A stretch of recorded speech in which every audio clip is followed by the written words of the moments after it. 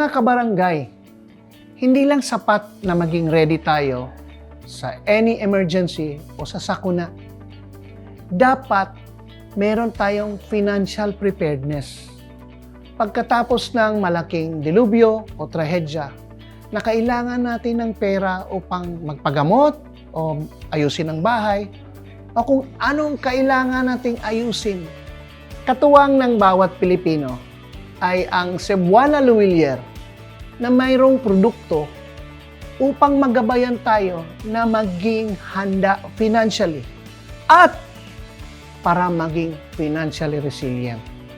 Kasama natin ngayon ay isang kabarangay na galing sa Cebuana Lhuillier upang mapag-aralan natin kung paano natin ma-access, magamit, matutunan, at ma-enjoy yung mga privileges ng produkto ng Cebuana Lhuillier. Ngayon, si Ka Jerry Balauro. Ka Jerry, kumusta?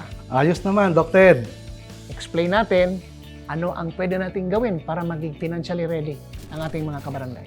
Ang Cebuana Lhuillier ay may mga produkto para sa mga nasalanta ng sakuna at mga taong nagkaroon ng aksidente.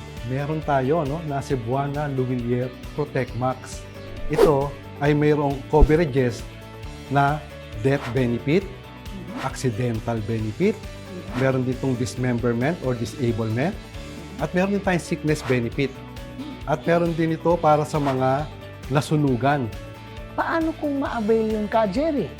Alam mo ba, Doc Ted, na as low as 50 pesos, pwede nating ma-avail ang Protect Max. Pumunta lang tayo sa ating Cebuana branches, as many as 3,000 branches all over the Philippines. At pwede rin tayong bumisita sa ating website,